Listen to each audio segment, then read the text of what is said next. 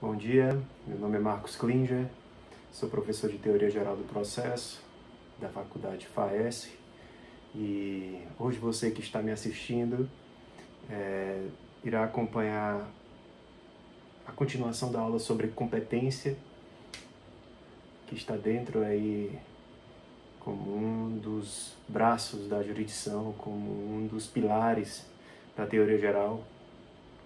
E dando continuidade ao assunto, especificamente no que tange a jurisdição, falamos na aula passada, na videoaula passada, sobre a jurisdição nacional. Então, uma vez definida a jurisdição brasileira como a competente para processar e julgar uma certa demanda, como nós vimos, seja ela de forma concorrente ou exclusiva, concorrente, por exemplo, se o réu for domiciliado no Brasil, independentemente da nacionalidade do cidadão, ou então naquelas hipóteses em que o imóvel está situado no Brasil, onde a competência é exclusiva da Justiça Brasileira para processar e julgar ações que envolvam essa matéria, excluindo qualquer outra, de modo que uma ação que venha a ser processada e julgada nos Estados Unidos, na Alemanha, na Itália, enfim, qualquer outro país que trate sobre imóveis brasileiros não terá validade nenhuma no país. Lembrando também que isso não induz litispendência, não induz conexão entre as ações. Uma vez então definida quais são as ações que a Justiça Brasileira, a jurisdição nacional, pode processar e julgar, a gente tem que passar agora para uma segunda etapa, que seria no caso da competência interna, a definição da competência dos órgãos do Poder Judiciário internamente dentro do país. Então, caros alunos, falando sobre então essa parte da competência como medida ou quantidade de jurisdição atribuída aos seus órgãos em exercício, a jurisdição nacional, que é a primeira parte dessa parte da competência que vale aqui falar na teoria geral do processo, está incluído nos artigos 21 a 25 do CPC. Seria um verdadeiro conflito de jurisdições entre países.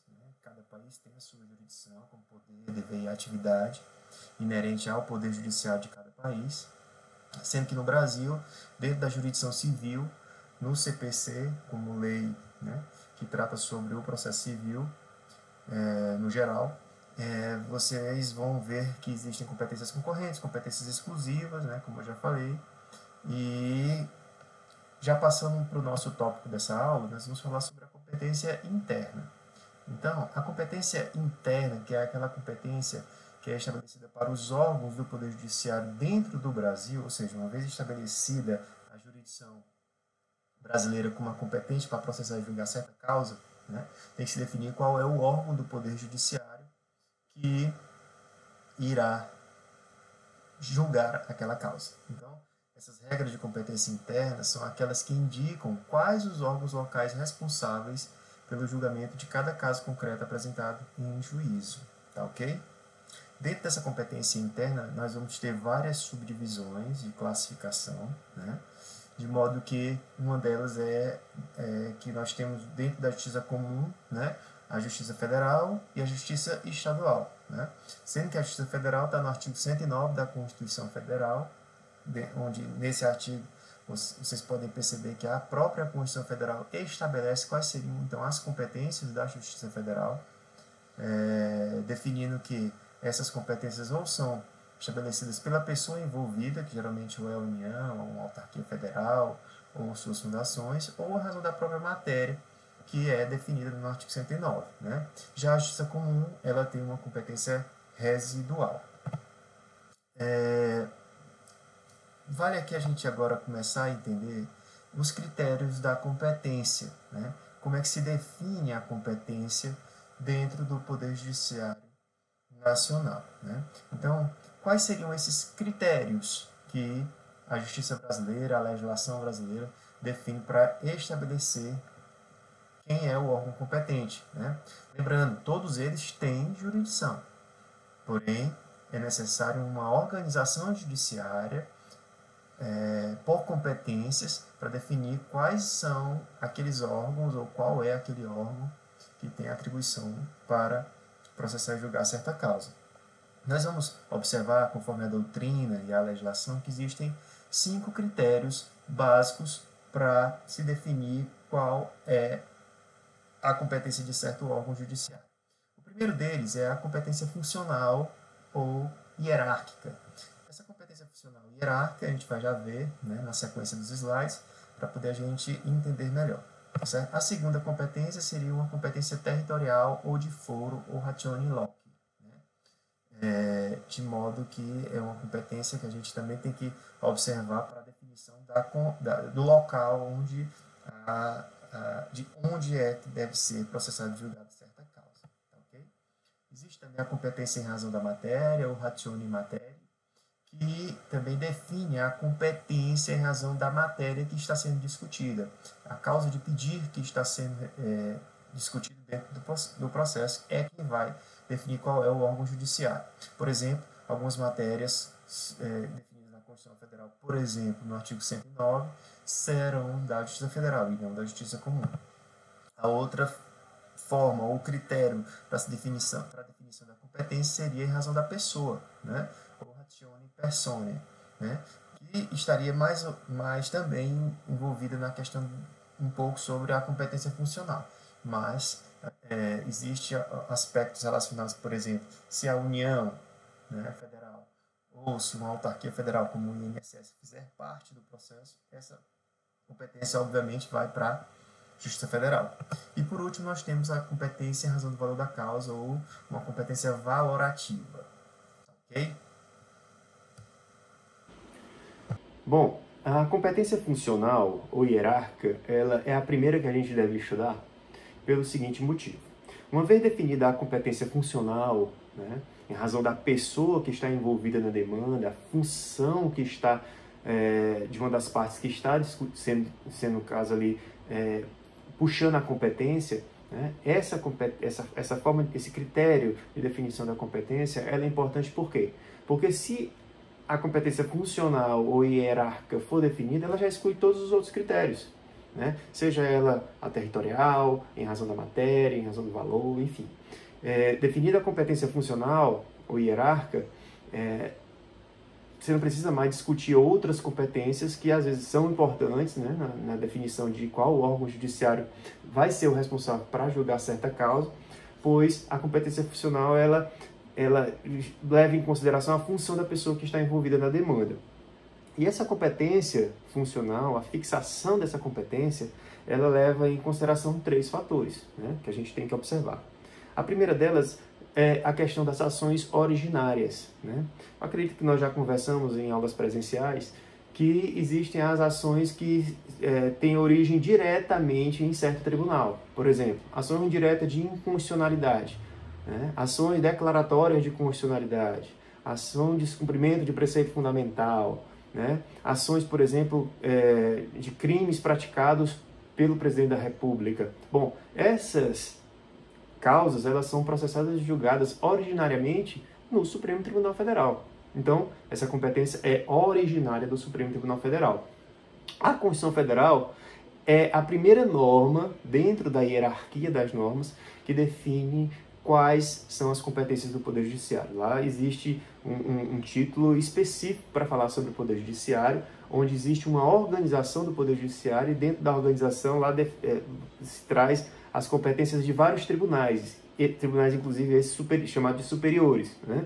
Então, essa hierarquia, essa competência hierárquica leva primeiramente em consideração essas chamadas ações originárias, ou seja, se a competência for definida pela Constituição Federal para o Supremo, ou para o Superior Tribunal de Justiça, ou para o Tribunal Superior do Trabalho, ou TSE, enfim, se a Constituição definir que certa matéria, certa questão de competência do Supremo Tribunal Federal, vocês podem ter certeza que o critério que vai ser definitivo para fins de dizer quem é o órgão judiciário, que no caso é o STF, para estabelecer que aquele órgão é o competente, seria o critério funcional, tá certo? O segundo, né, modo de definição pela competência funcional seria pelo foro privilegiado ou por prerrogativa de função. Certos agentes públicos, agentes políticos, possuem um foro privilegiado, ou seja, um foro para para responder a certas ações, né?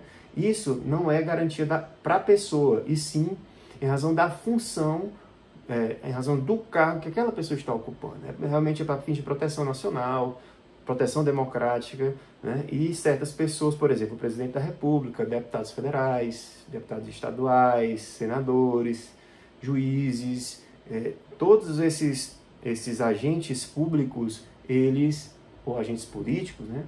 Eles possuem um foro privilegiado para certas ações. Então, havendo esse foro privilegiado, já exclui aí, por exemplo, a definição de uma competência territorial, tá ok?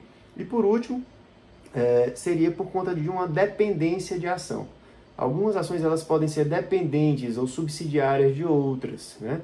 Então, nessas hipóteses, essas ações dependentes, elas devem ser ajuizadas no mesmo juízo competente, tá ok? Então, uma ação incidental, por exemplo, que visa a garantir o próprio processo, como um bloqueio, um sequestro, um arresto, enfim, ações dessa natureza, ou outras ações que vêm posteriormente, correlatas à primeira ação, elas são dependentes e devem ser, por isso, processadas e julgadas no tribunal específico que tenha aquela competência originária definida pela Constituição Federal. Bom, gente, prosseguindo aqui agora sobre o segundo critério que a gente deve falar, seria, no caso, o critério da competência territorial ou de foro, o ratione loci, né? Essa competência leva em consideração o local ou foro, né, competente. É a questão do território competente para processar e julgar uma certa matéria. Essa competência, pelo território, ou pelo critério do território, ela deve ser observada primeiramente, né, e concomitantemente a competência material, pois uma vez definida quem é, por exemplo, se é a Justiça Federal ou se é a Justiça Estadual, quem tem competência, tem que se definir depois qual seria, no caso, a comarca, né, que no caso seria a divisão judiciária dentro do Estado, territorialmente, ou a seção judiciária dentro da competência da Justiça Federal. Então, essa regra de competência territorial é um critério que indica onde deverá ser ajuizada a ação, ok? Onde deverá ser ajuizada a ação. Depois de definida qual é a matéria competente, que muitas vezes a matéria ela aponta, né, ela direciona para um certo órgão do Poder Judiciário, tem que se definir qual é o território, qual seria o foro competente para processar e julgar certa demanda. Então, esse exercício da jurisdição deve aderir a um território. Seria, no caso, aquele princípio que nós falamos da aderência da jurisdição. Sendo que o foro é a delimitação territorial onde o juiz exerce sua atividade, sendo este local chamado de comarca na Justiça Estadual ou seção judiciária na Justiça Federal. Lembrando que a Justiça Federal ela tem competência definida pela Constituição Federal no artigo 109. Ok? Então, o que está lá definido na Constituição Federal, no artigo 109, é da competência exclusiva da Justiça Federal por conta da matéria, né, ou da pessoa que está, no caso, delineada nesse artigo. A Justiça Estadual, por sua vez, ela é uma competência residual, ou seja, tudo que não for das outras justiças especializadas, ou da Justiça Federal, ou de competência originária dos tribunais, é da Justiça Estadual. Ou seja, a Justiça Estadual ela pega praticamente 80% de todas as causas, de todas as demandas, praticamente, se vocês forem observar na prática, porque envolve questões cíveis, envolve questões criminais da justiça comum, né? Por exemplo, um homicídio, um furto, um roubo, né? Questões relacionadas ao direito de família, ao direito do consumidor, tudo isso é da Justiça Estadual. A Justiça Federal ela fica com uma competência bem resumida, tanto é que a Justiça Federal ela possui um número de juízes bem menor do que os juízes da competência da Justiça Estadual, tá certo? Então, a competência territorial é aquela que indica qual a comarca ou a seção judiciária onde deverá a demanda ser proposta. Dentro desses critérios de competência em razão do território ou do foro, né, nós vamos observar dois tipos de ações que vão definir onde a ação, onde aquela demanda deve ser proposta, tá certo? A primeira delas que o Código de Processo Civil traz, dentro da esfera civil, que é o nosso foco, está lá no artigo 46, né, do CPC, são aquelas ações fundadas em direito pessoal ou real sobre móveis, tá certo? Ações de direito pessoal são aquelas ações obrigacionais, aquelas ações que envolvem algum tipo de obrigação entre as partes que deve ser cumprida, que uma vez ocorrendo a lide, ela vai ser demandada em juízo, né? E quando essa ação for ajuizada, essa petição for apresentada, a petição inicial for apresentada no Poder Judiciário, ela tem que ser definida, no caso, pelo território, né? Então, qual seria o critério? O domicílio do réu. Então, o domicílio do réu é, regra geral, para as ações de direito pessoal e real sobre móveis, né, o critério de definição da competência territorial para essas ações. Lembrando, essa é uma regra de natureza relativa, a gente vai ver posteriormente o que é uma competência absoluta e o que é uma competência relativa, a gente vai dar um stand-by aqui para falar depois sobre isso. Lembrando que a competência relativa é aquela que é estabelecida em favor das partes, ela não tem um interesse público envolvido na demanda, mas a gente vai ver já já, né? E não pode ser reconhecido pelo juiz de ofício. A segunda forma de critério para definição da competência territorial seria a da situação da coisa, está lá no artigo 47 do CPC. Ela é uma regra de natureza absoluta, ou seja, ela não pode ser derrogada pelas partes, ela gera uma nulidade absoluta. A gente vai observar aqui na teoria das nulidades, isso gera uma nulidade do processo por inteiro, né?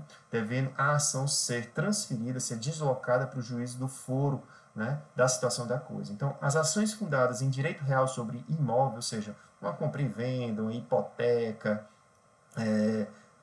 algo que gere algum tipo de garantia sobre o imóvel, enfim, ações de direito real sobre imóvel, essas ações elas devem, conforme competência territorial, serem peticionadas, serem demandadas, serem propostas no foro da situação da coisa, tá ok?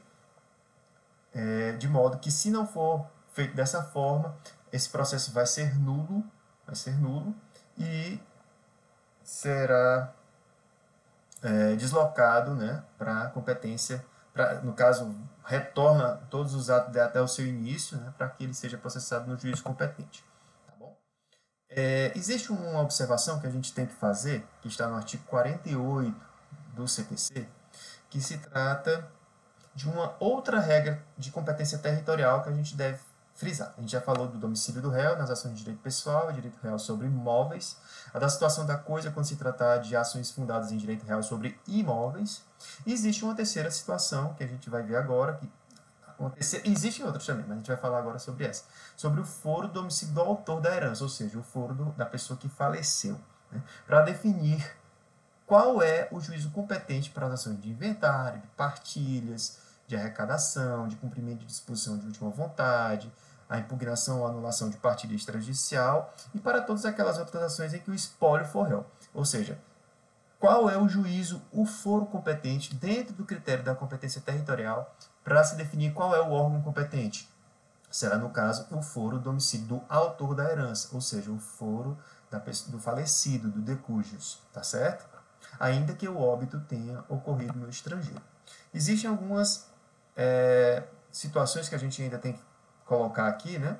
Que se por acaso, por exemplo, o autor da herança, que no caso é o falecido, não possui domicílio certo, o juiz competente, primeiramente, será o do foro da situação dos bens imóveis. Ou seja, se o autor da herança não tinha domicílio na forma do direito civil, o foro competente é o da situação dos bens imóveis. A segunda situação é que, havendo bens móveis em foros diferentes, no caso, a ação poderá ser ajuizada em qualquer um deles. Tá, ok? E por último, não havendo bens imóveis, o foro do local de qualquer dos bens do espólio. Tá, ok? Vale lembrar isso, que isso é uma regra, inclusive caiu numa prova da OAB, uma questão dessa natureza, de processo civil, e vale vocês observarem, né? Às vezes se confunde dentro da competência territorial, domicílio do réu, situação da coisa como direito real sobre imóvel e as ações que são relacionadas a inventário, partilha, arrecadação, arrolamento, cumprimento de disposição de última vontade, onde o foro competente é o do autor da herança, tá ok? Bom, dando seguimento aqui, a gente ainda tem que observar que existem algumas ações em que a fazenda pública é parte no processo. Fazenda pública quem é? É a União, os estados e os municípios. Esses entes da federação, eles podem ser partes em um processo judicial sem nenhum problema. E o Código de Processo Civil traz no artigo 51 uma regra de definição de competência territorial para definir como se dá a competência, né, a definição do órgão judiciário competente para processar uma causa em que a fazenda pública é uma delas, é uma das partes. Então, o artigo diz que é competente o foro domicílio do réu, outra regra que diz que o domicílio do réu é o competente para processar e julgar essas causas, em que a autora for a União. Então, o Código de Processo Civil estabelece uma regra em que, quando a União Federal for a autora da ação, ela deve apresentar, deve peticionar, deve propor a ação no foro do domicílio do réu, ou seja, na seção judiciária onde ocorra o domicílio, onde esteja o domicílio do réu, tá certo? E já no parágrafo único ele fala uma outra regra que cabe aqui a gente falar, que se a União for a demandada, ou seja, se a União Federal for a ré, parte ré, a ação poderá ser proposta no foro do domicílio do autor, né? No caso de ocorrência de ocorrência de ato ou de fato que originou a demanda ou de situação de coisa, ou na situação da coisa ou do Distrito Federal, tá certo? Então, essa regra onde a fazenda pública é parte, seja autora, seja réu, vai definir que, caso ela seja ré, a autora, a ação será proposta no domicílio do réu. E se ela for a demandada, ou seja, se ela for a ré, né, a ação, o autor da ação pode escolher, né, entre o seu domicílio, né, o domicílio do autor, ou no domicílio da ocorrência do fato, do ato que originou a demanda, ou na situação da coisa, ou até mesmo no Distrito Federal, tá ok? Uma dessas 4 situações em que a União for a demandada, ele poderá escolher qual é a competência territorial que pode ser escolhida, né, pelo autor da demanda para fim de definição da competência, tá certo? Lembrando, pode ser o domicílio do autor, suponhamos que ele more em Teresina, né? E quando estava viajando em Fortaleza, ocorreu um acidente de trânsito envolvendo uma viatura da polícia que colidiu, gerou um dano, né? Lembrando que existe dentro do direito administrativo a questão da responsabilidade objetiva, né? Polícia Federal, melhor colocar a situação, né? Um carro da Polícia Federal, porque é um carro da União, colidiu com o carro do autor da ação, e ele poderá, no caso, escolher ou o seu domicílio, que é aqui em Teresina, ou poderá ajuizar a ação em Fortaleza, que foi o local onde ocorreu o ato e o fato que originou a demanda, ou, eventualmente, se for relacionada a uma situação da coisa, ou até mesmo no Distrito Federal. Tá ok?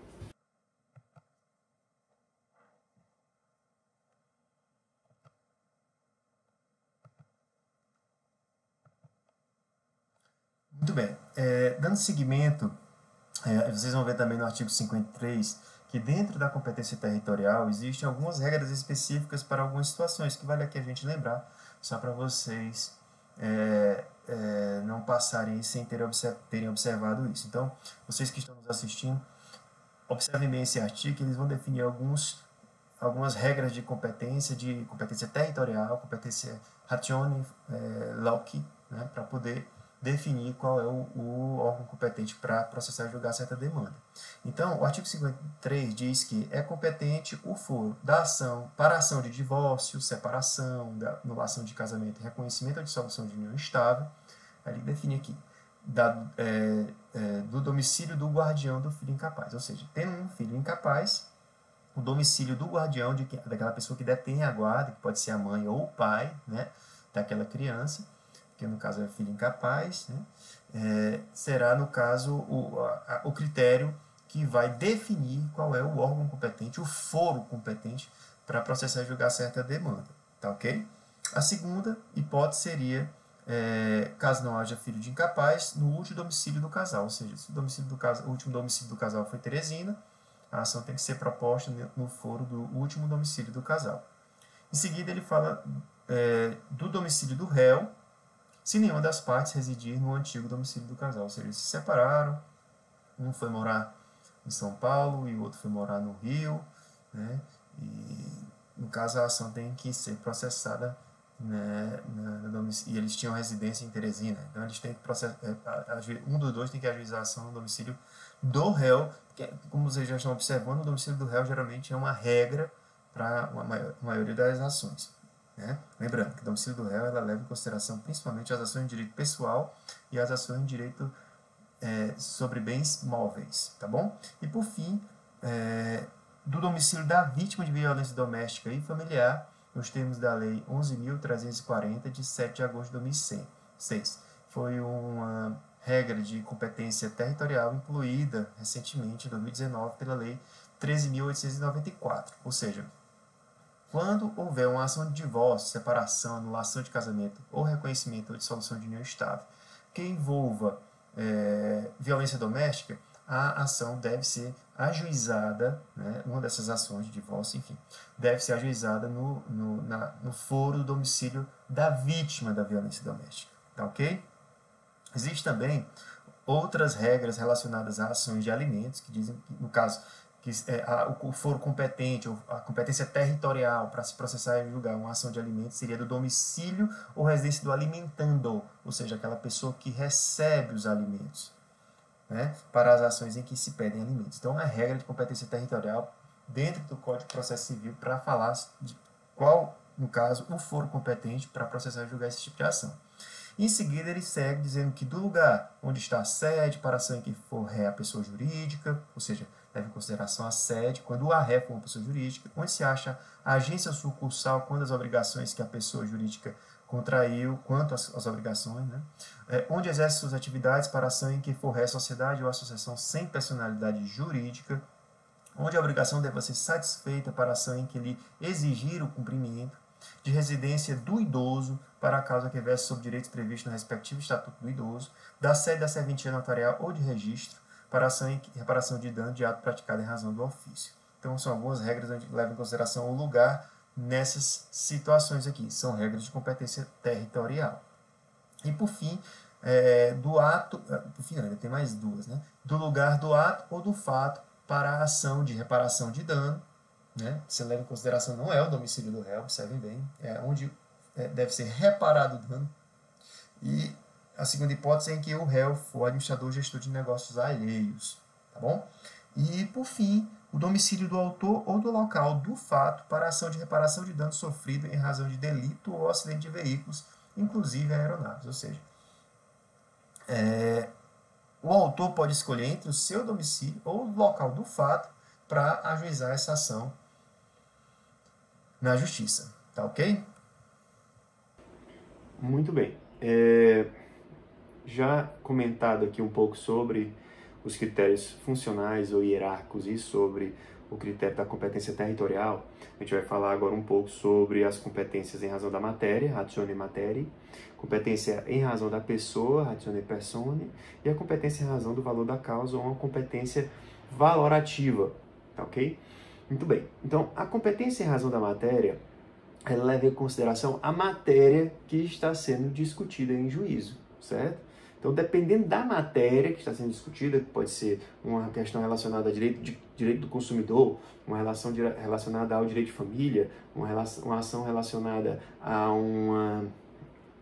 pegando um pouco a justiça criminal, uma ação criminal, enfim, isso são matérias de direito, né, que definem a competência de certos órgãos do Poder Judiciário. Então, varas criminais, que é um órgão do Poder Judiciário, vão ficar competentes para processar e julgar as ações penais, né, em razão de processos criminais.